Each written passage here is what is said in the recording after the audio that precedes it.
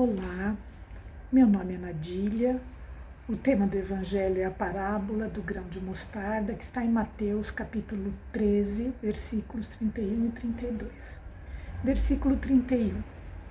O reino dos céus é semelhante a um grão de mostarda que um homem recebeu e semeou em seu campo. Jesus escolheu o grão de mostarda, que na Palestina era conhecido como Sinapis nigra ou mostarda negra, e no Vale do Jordão era conhecido como salvadora pérsica.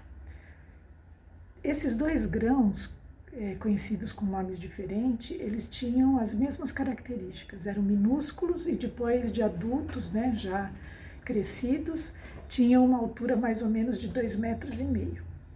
Então agora nós vamos entender por que Jesus se utiliza de um grão tão pequeno, É porque ele precisa que nós tenhamos entendimento que a nossa postura em relação a Deus deve ser de pequenez.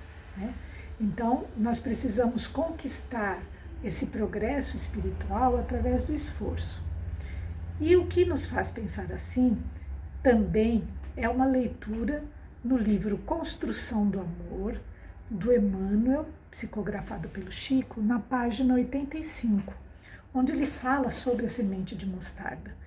E ele diz que a mostarda, quando é jogada num campo, na terra, ela tem aquele sentimento de solidão, de desamparo, de abandono, de inutilidade, porque ela é tão minúscula, jogada naquele mundaréu de terra, e ela só sente aquela umidade, sente aquela escuridão toda, Mas diz Emmanuel nesse livro que essa semente, respeitando as leis da natureza, respeitando esse amor divino que está em toda a criação de Deus, ela busca força de vida no seu interior, mesmo sendo naquele grão minúsculo, e luta, e trabalha, e desvencilha-se de todas daquelas amarras brutas do grão, daquelas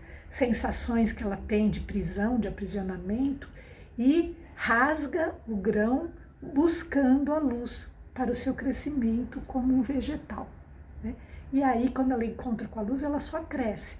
Mas naquele momento de introspecção, onde ela se encontra ali fechada dentro da terra, ela, na sua natureza de grão vegetal, ela busca dentro dela essa força de vida e rompe todas as barreiras mecânicas, buscando o crescimento e buscando a luz. Então, a semente minúscula, ela simplesmente nos mostra que também ali há vida, que também ali existe esse impulso de progresso que fortalece e dirige adiante. Então, quando nós olhamos para o grão de mostarda, nós vamos entender esse grão de mostarda como lição de coisas mínimas, de gestos mínimos, gestos que são pequenos, mínimos, mas importantes, que trazem fortalecimento e que nos remetem a progresso. Então, para que isso tudo aconteça, deve haver uma obediência das leis da natureza. Essa obediência nos remete a um tema do Evangelho segundo o Espiritismo, que fala sobre o dever. Nesse Evangelho segundo o Espiritismo, é o capítulo 17, no item 7, onde Lázaro diz assim: o homem que cumpre seu dever ama a Deus mais do que as criaturas e ama as criaturas mais que a si mesmo. Então, esse cumprimento do dever é o nosso olhar para dentro de nós mesmos, entendendo as nossas necessidades e lutando com força para romper todas as nossas dificuldades, alcançando aquilo que Deus propõe para nós no momento em que estamos estagiando. Também no Livro dos Espíritos, na questão 625, tem lá a pergunta que diz, qual o tipo mais perfeito que serve de guia e modelo para a humanidade? E a resposta é Jesus. Então, quando nós lemos também isso no Livro dos Espíritos, né, além de entender o nosso dever, nós entendemos que a nossa inspiração também vem de um ser que é simples, que sempre foi simples, que sempre nos ensinou a humildade, que sempre nos ensinou a caminhar de forma tranquila, com um jugo leve, onde o amor era a sua maior receita, né? Aquilo que ele mais impregnou nos corações de quem estava ali naquela época. Para que nós possamos, assim, exercitar essa figura do mestre, né, como nosso modelo e guia, nós precisamos começar pelo mínimo, começar pelo que é mais miudinho, né, que são coisas pequenas, como, por exemplo, dizer bom dia, boa tarde, boa noite, quando encontramos com as pessoas, cumprimentar as pessoas, ter um sorriso sempre, mostrando o nosso prazer em ajudar, em participar daquela conversa, né? Sabendo respeitar semáforos de trânsito, sabendo respeitar as faixas de pedestres. Hoje em dia, naquilo que nos é pedido, usar máscara para que nós possamos nos resguardar, lavar as mãos sempre, usar álcool em gel, né?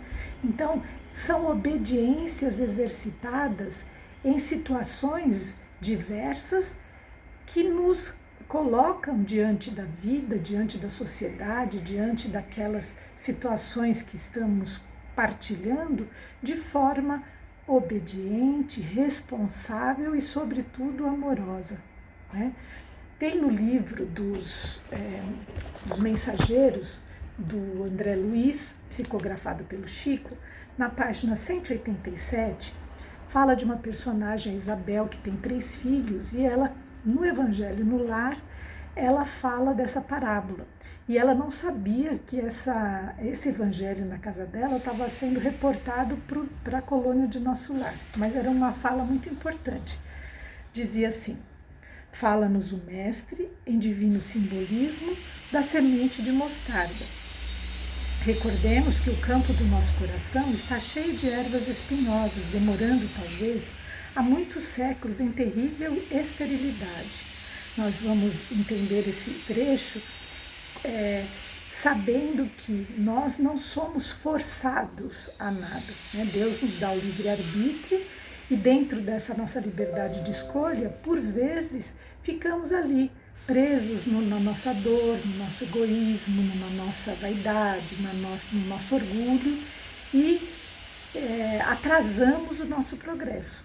Mas essa força divina que existe dentro de cada um de nós, inclusive do grão de mostarda, nos oferecendo impulso de vida, não nos abandona nunca. Continua. Naturalmente, não deveremos esperar colheitas milagrosas. É indispensável amanhar a terra e cuidar do plantio.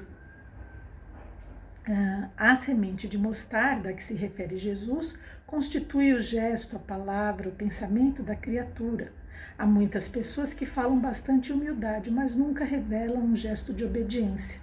Jamais realizaremos a bondade sem começarmos a ser bons. Alguma coisa pequenina há de ser feita antes de edificarmos as grandes coisas. Então, ela diz aqui que nós precisamos sempre começar do pouco para o muito, do pequeno para o grande. Então é importante que nós não tenhamos aquela pressa, né? A gente entra na doutrina espírita, já quer entender de tudo, né? Já fica preocupado em servir como as pessoas que estão lá há 30, 50 anos, né? Não é essa. Jesus não pede pressa, ao contrário, ele fala, vai com calma, né?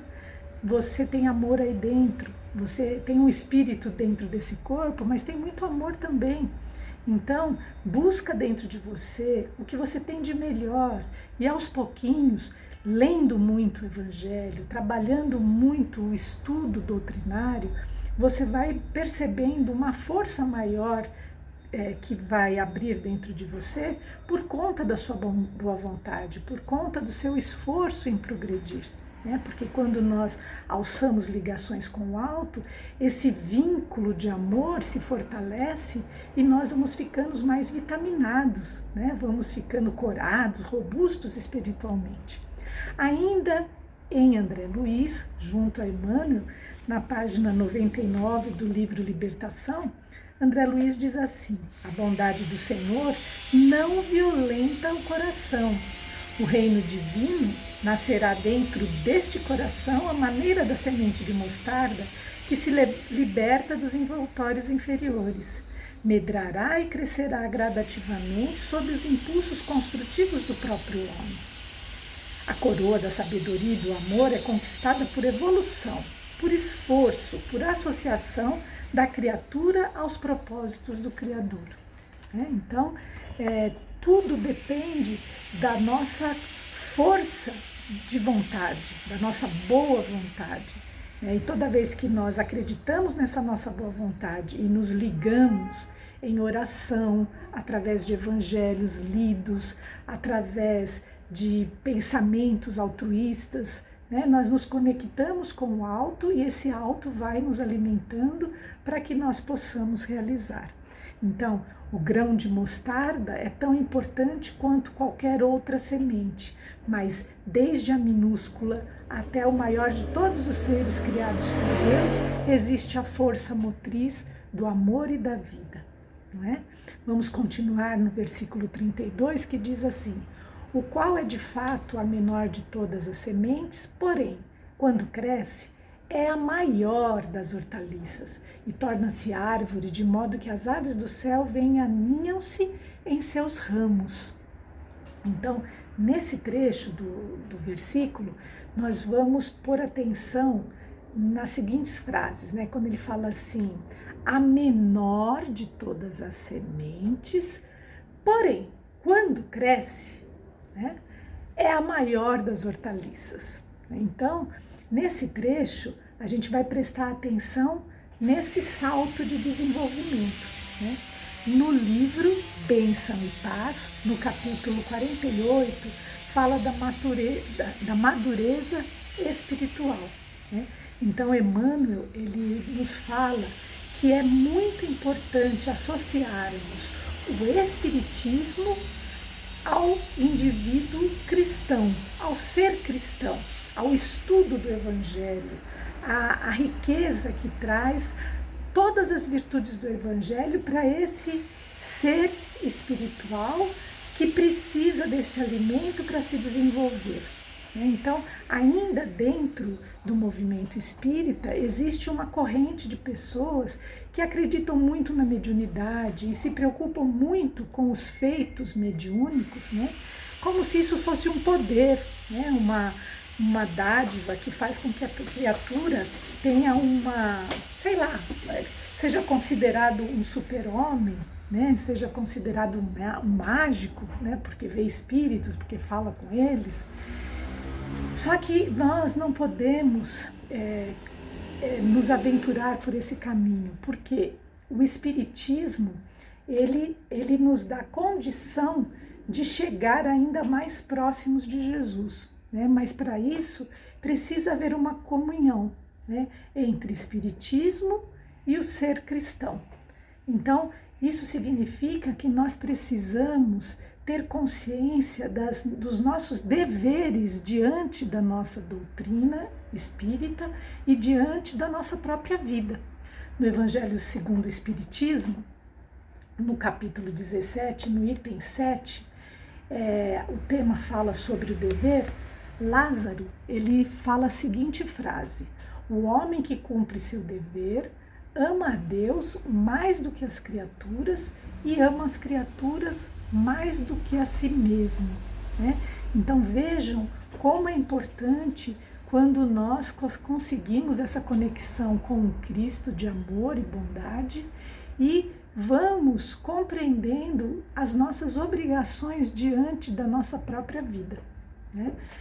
A mediunidade espiritual desenvolve em nós uma autocrítica, né? Então, todo aquele ser que é espírita, que desenvolve seus potenciais mediúnicos, né? E ele entende, porque estuda, porque se dedica ao Evangelho, ele vai olhando cada vez mais para dentro, né? E vai ficando com mais críticas a respeito de si mesmo, né? Então, Espiritismo e Jesus, eles têm que andar ligados, né? Então, não existe um ser que desenvolve a mediunidade e que não estuda o Evangelho. Não pode ser um bom médium se ele desconhece as virtudes do Cristo, se ele não tem uma moral alicerçada, se ele não cumpre com os seus deveres, né? Então, nós precisamos deixar claro que o Espiritismo é o meio e o Evangelho é o fim. Então, temos que ter essas duas estruturas em comunhão para que possamos desenvolver os devidos potenciais em todos aqueles que buscam tanto a doutrina espírita quanto o próprio Cristo, né? Então, também no livro Emmanuel, que foi o primeiro livro que Emmanuel trouxe para Chico psicografar, né? Então, na página 39, ele fala da necessidade da experiência. Esse caminho que eu falei, né, pequeno, né, então é o grão de mostarda pequeno, e que depois que ele cresce, ele se torna grande, né, é essa necessidade de experiência. Então, o que aconteceu com aquela semente ali dentro da terra? Ela se potencializou, buscou forças dentro dela, respeitando as condições da natureza para se constituir uma grande hortaliça. Assim também somos nós, né? Nós precisamos entender que todas as situações de dor, de tragédia, de dificuldade que existem dentro da Terra não foram criadas por Deus, né? Foram criadas pelas nossas escolhas erradas, né? E Deus só permite que aconteçam as dificuldades que Ele sabe que estão vinculadas às nossas escolhas e que são importantes para o nosso progresso espiritual. Porque o Pai e Jesus, que é o governador do nosso planeta Terra, eles têm o controle de tudo, né? Então, nós podemos ficar tranquilos, porque estamos vivenciando todas as experiências que são importantes para que nós possamos construir o nosso espírito, que é imortal, com características de perfeição, né? Por quê? Porque nós vamos nos esforçando, fazendo como Jesus ensinou, através da boa vontade, oferecendo a cada momento das nossas vidas o nosso melhor, o nosso propósito de auxiliar, o nosso propósito de desenvolver o bem, de permitir que o bem aconteça através das nossas mãos. Então, toda vez que nós vamos fazendo esse movimento de amor, nós vamos buscando para o nosso caminho situações de vida onde o nosso caminhar fica mais leve, né? Então, a semente como a do grão de mostarda, que entendeu esse processo, ela se liga a essa força motriz da vida e rompe as dificuldades e busca a luz. Assim somos nós. Existem alguns de nós que, por algum motivo, desistem, desanimam, né? Suicidam, entram em desespero, às vezes cometem assassinatos, cometem crimes, cometem erros crassos, né? erros graves, e acabam se comprometendo, trazendo para a própria vida uma dificuldade. Mas a gente entende que a pior das dificuldades é a inação, é aquela criatura que não quer mais saber de nada, né? Então, todos esses que cometem esses erros, ou que se paralisam porque se acham culpados, ou porque não querem mais, porque estão com preguiça, porque estão desanimados, então estes são aqueles que vão demorar um tempo maior nessa condição, mas não estão ali abandonados, né? Nenhuma semente plantada na terra fica em abandono. Então, todas elas, o nosso Pai, como um jardineiro, prepara, protege, ampara, e essas situações que foram trazidas pela própria criatura, de dor, de tristeza, de mágoa, serão da própria criatura, então serão cobrados dessa própria criatura em situações diferentes, mas sempre sob a égide de Deus, né? Então, é importante que nós, enquanto estamos aqui encarnados, busquemos sempre a presença das pessoas que nos amam, né? Da família, os amigos, para que juntos possamos ter sempre uma palavra de otimismo, uma palavra de conforto, uma palavra que nos faz alavancar a vida para frente, né? Então, esse nosso contato com outras pessoas é sempre positivo, porque nós precisamos nos misturar para aprender, né? Ainda que em meio a essas pessoas possa haver alguém mais negativo, mas sempre o amor vencerá, com certeza. Ainda nesse tema do grão de mostarda, é importante nós fortalecermos aqui, né, que a reencarnação é uma oportunidade maravilhosa, maravilhosa, e que nós precisamos amar a vida, porque a vida é uma bênção divina, né, que nos projeta sempre para frente e nos faz vencer.